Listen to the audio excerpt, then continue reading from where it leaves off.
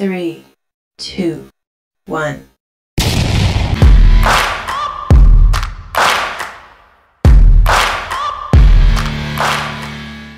Good day po sa inyong lahat mga Kabags TV, at ngayong araw po ay kung napapansin nyo po ay napakarami po ng mga paninda sa harap natin. Isa lang po ang bibili natin dyan, walang iba kundi ang steel wool, at gagamitin po natin ito para sa ating tambucho. Maglalagay tayo ng konting kakaibang tunog sa ating tambucho, konting experiment lang ito mga Kabags TV. At sa video na ito ay malalaman natin kung lulutong ba yung tunog nitong ating tambucho kapag nalagyan ng steel wool.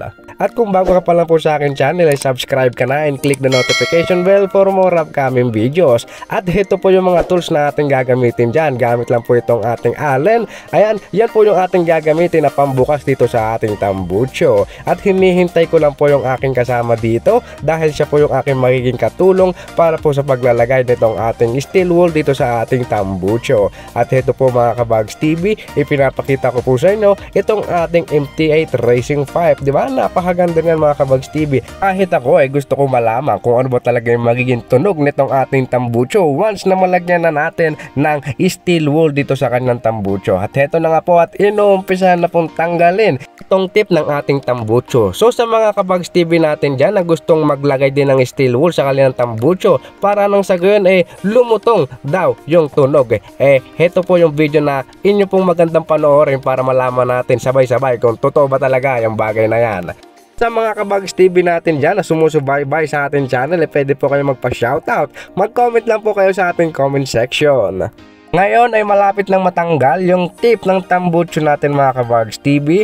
At napakaganda nga palang gamitin nitong MT8 Racing 5. Sa mga gusto pong kumuha na ito ay talagang marerecommend ko to sa inyo, at talagang napaka-solid ng kanyang tunog. At hindi lang yan, kagaya ng ginagawa natin ngayon ay pwede nyo po itong subukan sa inyong mga motorcycle kung gusto nyo lang po mga Kabags TV.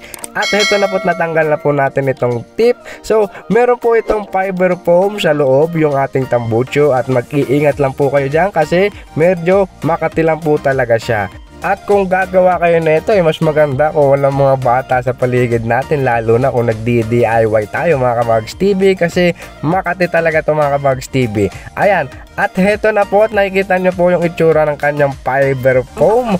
At yan po mismo yung ating itutulak papasok doon sa dulo gamit po ang steel bar na nakita natin sa paligid nitong ating pwesto. Pag ginagawa nyo po ito mga Kabags TV, siguraduhin nyo lang po na yung fiber po may tulak nyo po sa dulo ng halos pinong-pino mga Kabags TV, kasi yun talaga yung kailangan gawin natin. Kung mapapansin nyo po ay simple lang talaga itong gawin mga Kabags TV. Kayang-kaya nyo po ito kahit kayo lang po mag-isa. Gamit lang po yung tools na Allen, at maghanap po kayo ng gamit or bagay na pwede nyo pong ipangtulak doon sa fiber foam.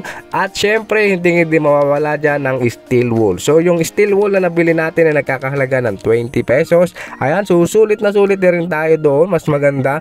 At pagkatapos na po natin may tulak yung mga fiber foam doon sa ating tambucho, doon sa dulo, ay heto na po yung mga steel wool na ating gagamitin. Nga pala mga Kabags TV, bumili tayo ng 5 perasong steel wool. So tingnan natin mga Kabags TV kung magkakasya ba itong lahat na 5 peraso na ating nabili.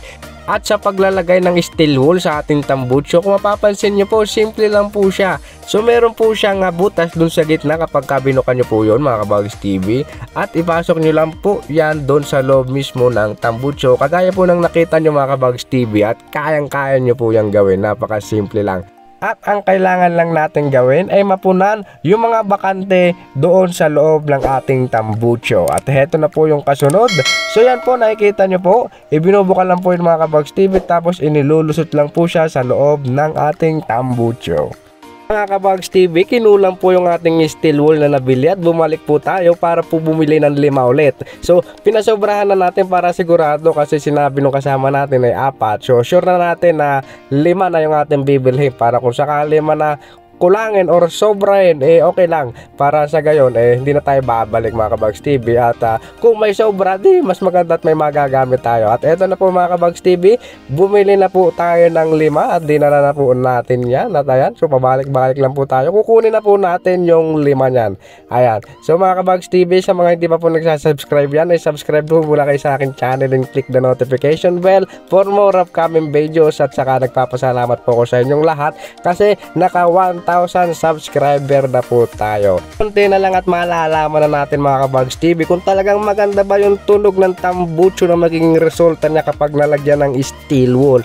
At heto na at binayaran na natin yung ating nabiling steel wool. So nanghiram po muna pala tayo mga Kabags TV ng motor. Ayan, at yan po yung ating ginamit. So salamat sa iyo na nagpahiram. At dito po bumalik na po tayo at eto na po at isinalpak na po mga Kabags TV yung mga steel wool na ating nabili. So ayan mga Kabags TV, at sa kabutihan po yung ating pong 5 na nabiling steel wool ay saktong-sakto lang po talaga sa ating tambucho at hindi na po tayo bumalik at walang labis at walang kulang. At heto na po at inilalagay na po mga Kabags TV yung huling steel wool na nabili natin para dito sa ating tambucho at malalaman na natin kung talaga bang mas lumutong or gumanda yung ating tambucho, yung tunog neto mga Kabags TV. At ngayon ay babalik na yung tip ng tambucho natin mga Kabags TV para masaraduhan na yan at matesting na natin to kung talaga bang mas gumanda yung tunog neto. At yan, hinihigpitan lang gamit yung ating allen. So mga Kabags TV, sa mga hindi pa po nagsasubscribe dyan ay subscribe na po kayo sa akin channel and click the notification bell for more upcoming videos. At heto na po at sabay-sabay po nating pakinggan at kayo na po ang humusga. Sa mga gusto pong mag-comment below, comment lang po kayo kung ano po ang inyong masasabi. At muli, ito po si Bags TV. Salamat po.